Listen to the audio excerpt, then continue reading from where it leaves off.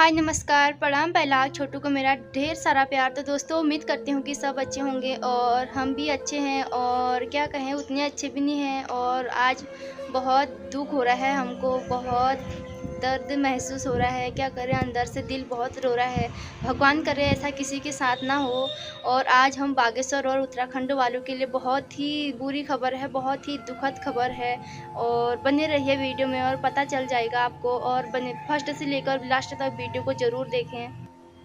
तो दोस्तों आपको भी पता चल चुका होगा, और नहीं भी पता है तो चलो मैं बता देती हूँ अपने ब्लॉग के माध्यम से। तो दोस्तों आज का ब्लॉग माननीय श्री चंदन राम दास जी पे है, जो हमारे बागेश्वर के 4 साल विधायक रह चुके थे और हमारे उत्तराखंड के वर्तमान कैबिनेट मंत्री भी हैं। और उनका आज काफ़ी लंबे टाइम से वो बीमार चल रहे थे, तो उनका आज गुरुवार के दिन बागेश्वर के अस्पताल में निधन हो चुका है। और उन्होंने हम सब का साथ छोड़ दिया है और चले गए हैं अपनी दूसरी दुनिया में। और जो अच्छा इंसान होता है ना, वो बहुत जल्दी ही चले जाते हैं हम सब का साथ छोड़ के। और तो अच्छे इंसानों की ज़रूरत तो सब जगह होती है, इस मतलब यहाँ भी होती है, वहाँ भी होती है, स्वर्ग में भी होता है, नर्क में भी होता है। अच्छे इंसानों के लिए जगह। और मतलब यकीन नहीं हो रहा है कि वो हमें छोड़ के चले गए होंगे, हमारा साथ छोड़ दिया होगा उन्होंने। और बहुत अच्छे थे, बहुत अच्छे स्वभाव के थे। और उनके उनके बारे में तो सबको पता होगा कि मतलब बहुत अच्छे थे वो। मतलब दिल से क्या तारीफ़ करूँ आप, मतलब अब तो दोस्तों जब हमने फर्स्ट बार उनके निधन होने की खबर सुनी तो हमें भी यकीन नहीं हुआ। मैंने भी 2-3 वीडियो देखे, तब जाके मुझे यकीन हुआ, एक दूसरे को पूछ के यकीन हुआ। मैंने सोचा किसी ने फेक न्यूज़ तो नहीं डाल दी, लेकिन वो मतलब ये पता था कि वो काफ़ी लंबे टाइम से बीमार चल रहे थे। उसके बाद जब सबने बताया कि मतलब उनका निधन हो चुका है, तो बागेश्वर अस्पताल में उनका निधन हुआ। और मतलब जैसे उनका निधन हुआ तो बागेश्वर अस्पताल में भी कोहरा मच गया था, मतलब अफरा-तफरी, भीड़-भड़ाका। मतलब कि यकीन ही नहीं हो रहा था कि मतलब ऐसा भी हो सकता था करके। इतने अच्छे आदमी हमारे साथ छोड़ के कभी जाएँगे करके ये हमने कभी नहीं सोचा था। लेकिन अच्छे इंसानों की ज़रूरत तो हर जगह, स्वर्ग में भी और नर्क में भी, दोनों जगह होती है। लेकिन क्या करें, भगवान करे कि उनकी परिवार वालों को मतलब इस दुःख की घड़ी में से उनका साथ दें और उनको बहुत सारी खुशियाँ दें। क्या करें, मतलब खुशियाँ तो मतलब तो दोस्तों जहां उनकी मौत की खबर सुन के बागेश्वर और उत्तराखंड में शोक की लहर दौड़ी, तो वहीं माननीय हमारे मुख्यमंत्री जी श्री पुष्कर सिंह धामी ने भी वहीं शोक जताया। और कहा कि मतलब 23 से लेके 26 तारीख तक हमारे उत्तराखंड में उनका शोक मनाया जाएगा। और क्योंकि बहुत अच्छे आदमी थे, मतलब बहुत ही अच्छे थे। कितनी तारीफ़ करूँ उनकी, जितनी तारीफ़ करूँगी उतना कम है। और हमारा बागेश्वर में भी बहुत ज़्यादा योगदान दिया उन्होंने, अपना पूरा योगदान दिया। और बहुत सारे परिवर्तन हमारे बागेश्वर में लेके आए थे। और दूर दूर जिन गाँव में रोड नहीं थी, तो उन गाँव में उन्होंने रोड भी दे रखे हैं। और बहुत अच्छे सुविधा हमारे बागेश्वर में किया था उन्होंने। और बागेश्वर के विधायक भी थे, और हमारे उत्तराखंड के कैबिनेट मंत्री भी वर्तमान के बन चुके थे। वो बने ही थे। और वो काफ़ी लंबे टाइम से बीमार चल रहे थे, तो बीमारी के वजह से उनकी अचानक से ही बागेश्वर के अस्पताल में उन्होंने दम तोड़ दिया, उनकी मौत हो गई बागेश्वर अस्पताल में। और तो दोस्तों क्या कहें, तो दोस्तों बागेश्वर के मुख्य चिकित्सा अधिकारी डॉक्टर बीपी जोशी ने बताया कि मंत्री की मृत्यु दिल का दौरा पड़ने से हुई। उन्होंने बताया कि मंत्री को सीने में जकड़न महसूस होने की शिकायत के चलते दोपहर को जिला अस्पताल में भर्ती कराया गया था। उन्होंने बताया कि हालत बिगड़ने पर उन्होंने आईसीयू में ले जाया गया, लेकिन तमाम कोशिशों के बाद भी उन्हें बचाया नहीं जा सका। लेकिन दोस्तों उनका दिन यहीं तक होगा, हमारा साथ उन्होंने मतलब यहीं तक दिया होगा कि आज सुबह तक और आधे दिन तक ही दिया होगा। उसके बाद उन्होंने हम सबका साथ छोड़ दिया। लेकिन चलो जहाँ भी हैं, जैसे भी हैं, हमेशा सुखी रहें।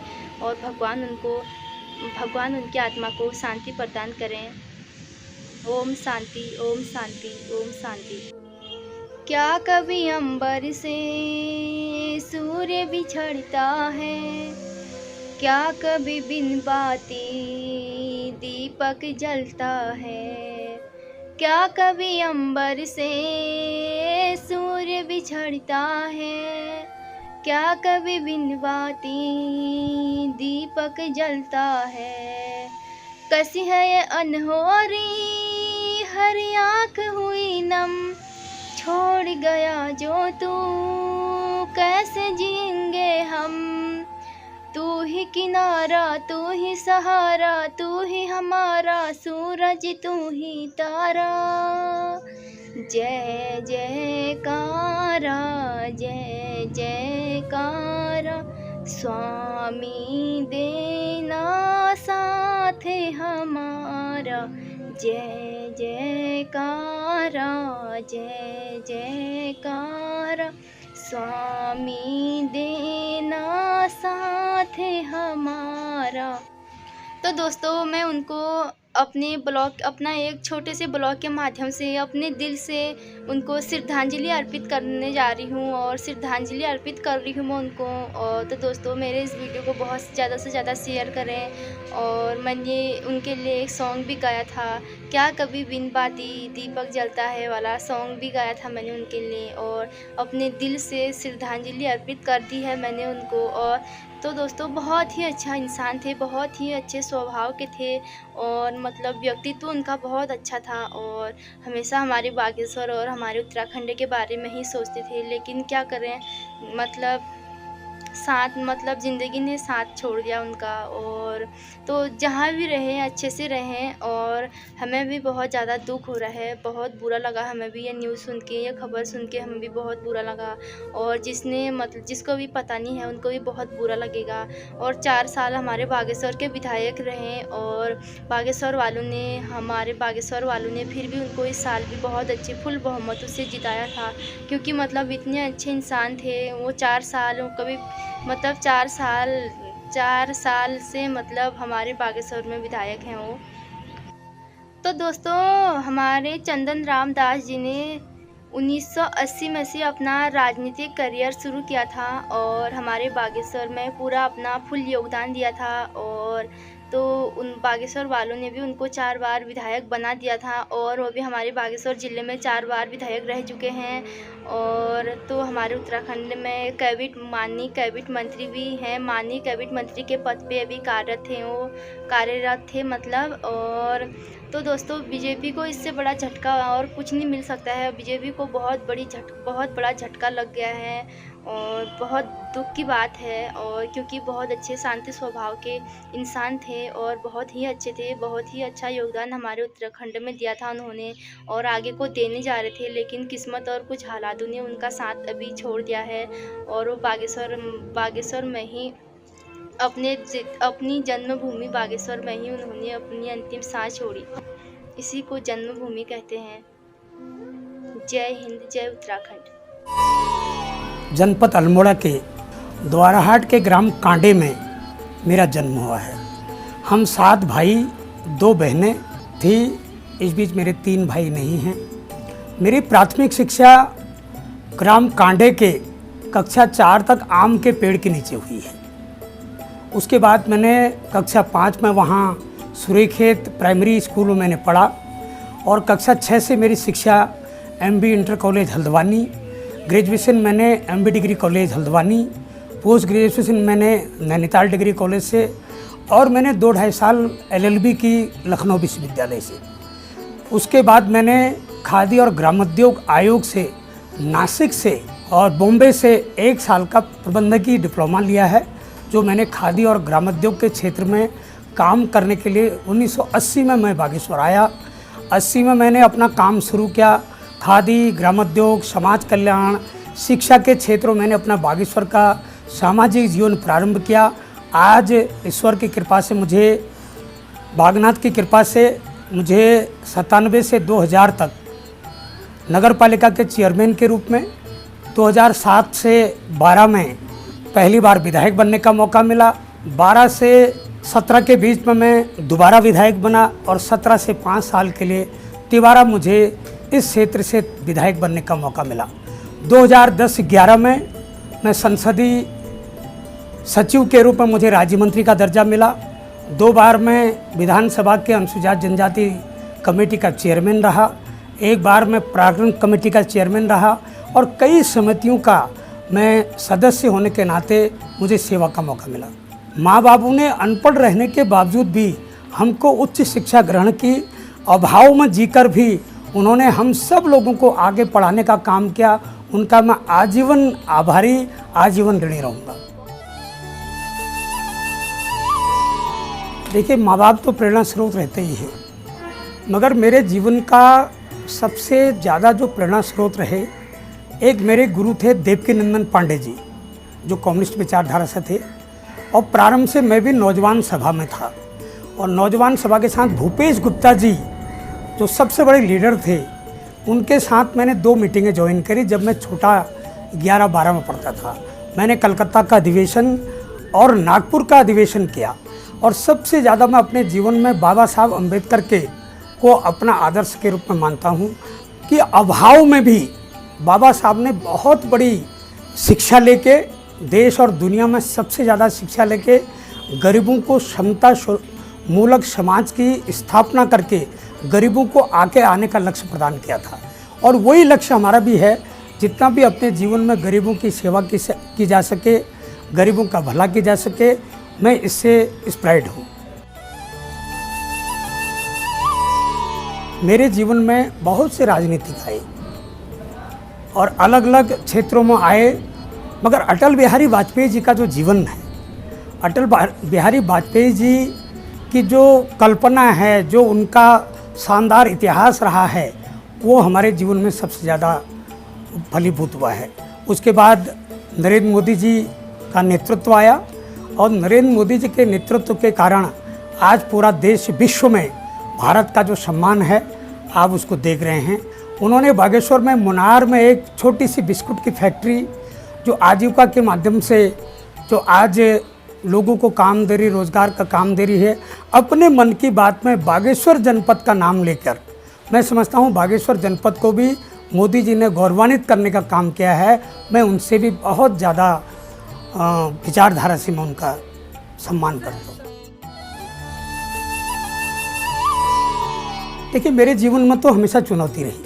हम बड़ा परिवार था और बड़े परिवार के सामने उस समय रोज़गार का संकट था और बड़े परिवार में जब बच्चों को पढ़ाया गया, लिखाया गया और हल्द्वानी जैसे शहर में और जब नैनीताल में, लखनऊ मैंने और मुंबई में जब मैंने एजुकेशन ली होगी, तब मुझे 60 रुपया एक हमारे मित्र का उस समय वो आया मनी ऑर्डर, तो मुझे मुंबई में 60 रुपया बहुत ज़्यादा लगा। और आज भी मुझे याद है कि वो 60 रुपया कितना महत्व रखता था। चुनौतियाँ चाहे वो शिक्षा में रही हों, चाहे राजनीति में रही हों। मैं यहाँ पहली बार नगर पालिका का निर्दलीय चुनाव लड़ा हूँ। बहुत से राजनीतिक दल आए, मगर मुझे निर्दलीय, वो भी तब भी चुनौती था। विधायक, पहली बार विधायक का चुनाव लड़ा, तब भी चुनौतियाँ थी। चुनौतियाँ किसी भी व्यक्ति की कम नहीं होती, मगर चुनौतियों का ईमानदारी से, निष्ठा से सामना करना, और मैं समझता हूँ कि उसमें जीत होती है। अच्छा करना, अच्छी नीयत हो, अच्छी दिशा हो, अच्छी दशा हो, मैं समझता हूँ कि सभी चुनौतियों का सामना किया जा सकता है। मैंने भी किया है। देखिए, ऊर्जा होती है जनता जनार्दन के प्यार से और आशीर्वाद से। मैं 2007 में विधायक बना तो मैं 6,500 वोटों से जीता। उसके बाद हमारी सरकार थी, सरकारों में संसदीय का मंत्री के रूप में भी रहा, संसदीय सचिव के रूप में बहुत से काम किए, मगर 2012 का चुनाव में 2000 से जीता। हमने संघर्ष किया, पूरे क्षेत्र में रोडों का जाल फैलाया, विद्यालय खोले, डिग्री कॉलेज खोले, हमने वहाँ बीएड कॉलेज खोला, कई काम किया, चुनौतियाँ की, लोगों का प्यार मिलते रहा और 2017 में मैं 15,000 वोटों से जीता हूँ। अगर 15,000 वोटों से जीता हूँ तो जनता का प्यार, जनता का आशीर्वाद, लोगों का काम और स्वयं जो मेरा लोगों के प्रति समर्पण भावना है, वही मुझे हमेशा ऊर्जा देती है। देखिए, मैं कवि सम्मेलन का बड़ा शौकीन था और शुरू में जब मैं हल्द्वानी और देहरादून में तो बाद में आए, मगर लखनऊ में मैंने बहुत से कवि सम्मेलनों का और मुशायरों का मैंने लुत्फ़ उठाया है। सुमित्रानंद पंत जी चूँकि छायावादी कवि के रूप में रहे हैं और यही कौसानी में उनका जन्म स्थान है। बहुत सुंदर सी कविताएं उन्होंने लिखी हैं और मैं समझता हूं कि वो हमारे क्षेत्र के लिए ही नहीं पूरे देश का गौरव रहा है। और किताब पढ़ने का मुझे भी बहुत शौक़ है। मैंने बाबा साहब की 14 के 14 किताबें पढ़ी हैं। मैं समझता हूं कि लेखन और शिक्षा और पढ़ाई से बहुत ज़्यादा स्पिरिट भी मिलती है और सीखने को मिलता है और देखने को मिलता है। मैं अपने जीवन को एक सामान्य ढंग से लेता हूँ। किसी के साथ ज़्यादा बढ़ चढ़ के बोलना, ज़्यादा वो करना, अधिकतर मैं अपने जीवन को, अपने व्यक्तिगत जीवन को हंसमुख के, बोल के और लोगों के दुख को भी हंसते हुए निपटाने का काम करता हूँ। बहुत से लोग मेरे घर पर आते हैं और रोते हुए आते हैं, मगर मैं कोशिश करता हूँ वो रोते हुए जाए नहीं। भले मैं उसकी समस्या का समाधान न कर सकूँ, मगर वो रोते हुए जाता नहीं है, हंसते हुए जाता है। मेरी प्राथमिक शिक्षा आम के पेड़ के नीचे हुई और इसलिए मैंने सोचा कि आज भी हमारे पहाड़ के बच्चे, गरीबों के बच्चे कक्षा 6 से ही अंग्रेजी पढ़ते हैं। हमने भी कक्षा 6 से अंग्रेजी पढ़ी और आज भी 21वीं सदी में बच्चा कक्षा 6 से अंग्रेजी पढ़े, इतना बड़ा दुर्भाग्य मैं नहीं देख पाया। इसलिए मैंने अपने पूरे विकास खंड में अंग्रेजी मीडियम की शिक्षा शुरू की और गरुड़ ब्लॉक के सारे अंग्रेजी जो हमारे यहाँ प्राइमरी स्कूल हैं, मैंने सबको अंग्रेजी मीडियम बना रखा है। सबको किताबें अपनी विधायक निधि से देता हूँ। मेरा मानना है कि खड़ंजा सीसी मार्ग अगर मैं बनाऊँगा तो अगले साल वो टूट जाएगा, अगले साल बह जाएगा, मगर एक बच्चा केजी से अगर मैं उसको अंग्रेजी पढ़ाऊँगा, अगर कक्षा 5 तक अंग्रेजी पढ़ेगा, उसकी शिक्षा भी अन्य लोगों की शिक्षा की तरह बराबर होगी। तो मैं समझता हूँ एक बहुत बड़ा परिवर्तन होगा। और इसका जो रिजल्ट मिला मुझे, हमारे अधिकारियों को जनप्रतिनिधियों द्वारा जो अंग्रेजी शिक्षा दी गई, उसमें अंतर्राष्ट्रीय पुरस्कार गरुड़ ब्लॉक को मिला है। ये बहुत बड़ा मेरा अचीवमेंट है। मैंने बागेश्वर विकास खंड को भी अंग्रेजी शिक्षा से शुरू किया है। पूरे हाई स्कूल, पूरे इंटर कॉलेजों को लैपटॉप की व्यवस्था की है, फर्नीचर की व्यवस्था की है और मैंने 10 मॉडल स्कूल बनाए हैं। मैं प्रातः उठता हूँ, हल्का फुल्का योगा करता हूँ, उसके बाद चाय पीता हूँ,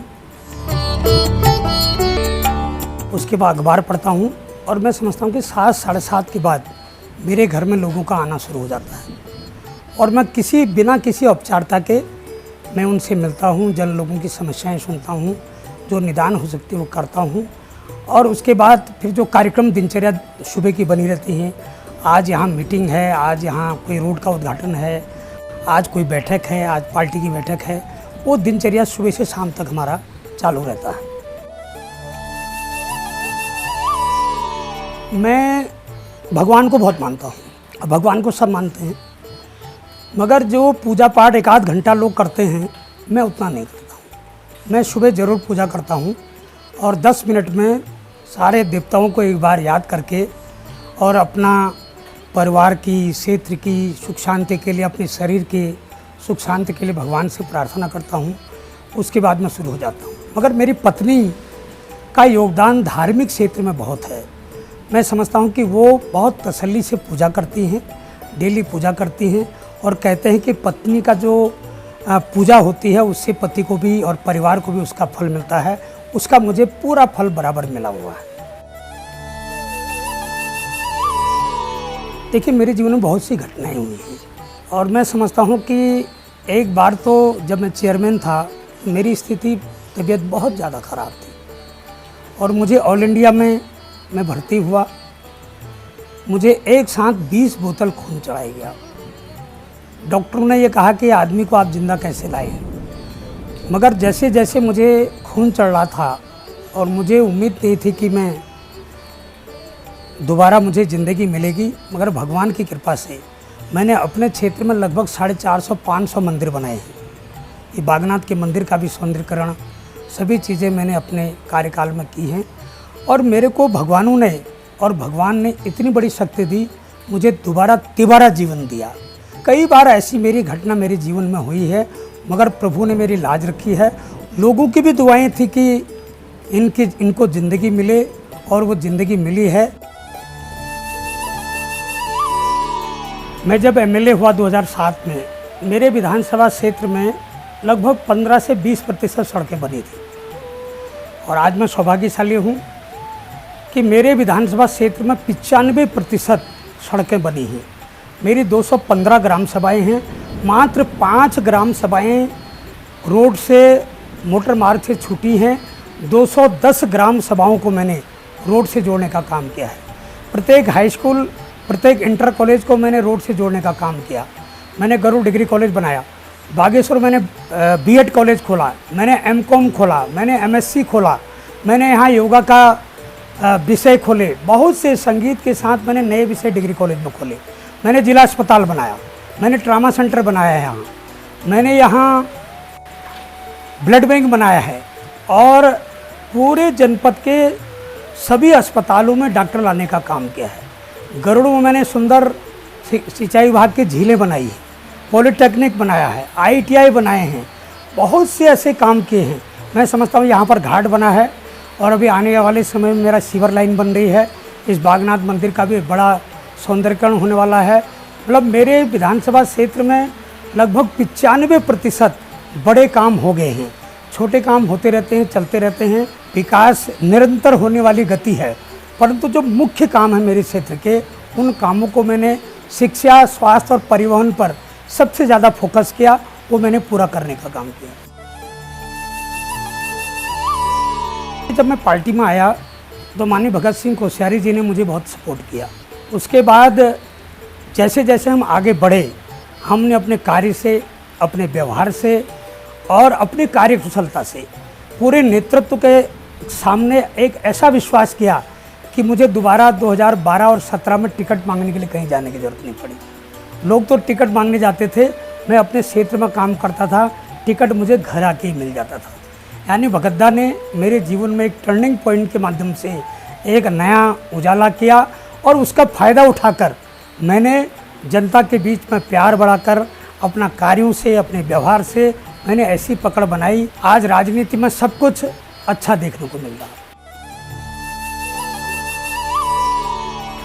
देखिए, फ्यूचर राजनीतिक जो जीवन होता है वो कभी पीछे को नहीं जाता, वो तो हमेशा आगे को जाता है। और मुझे जो मेरा तीसरा कार्यकाल है उसका 1 साल समाप्त हुआ है और मैं समझता हूँ कि इस बार जो प्रदेश की परिस्थितियाँ रही, उस कारण मैं प्रदेश के मंत्रिमंडल में नहीं आ सका। मुझसे जूनियर लोग मंत्री बने, मगर ये संगठन का निर्णय था, पार्टी का निर्णय था। मुझे अपने संगठन और अपने पार्टी पर पूरा विश्वास है। मुझे विश्वास है कि वो प्रत्येक कार्यकर्ता का आकलन करते हैं, कार्यों का करते हैं। और मैं समझता हूँ कि ये भगवान बाबा बागनाथ जी की भूमि है, मार्कंडेय ऋषि की तपोभूमि है। बागेश्वर को उत्तराखंड की काशी कहा जाता है और मैं समझता हूँ कि बागेश्वर में बागनाथ जी के ऊपर जिनकी कृपा होगी, उनका भविष्य अच्छा ही होगा।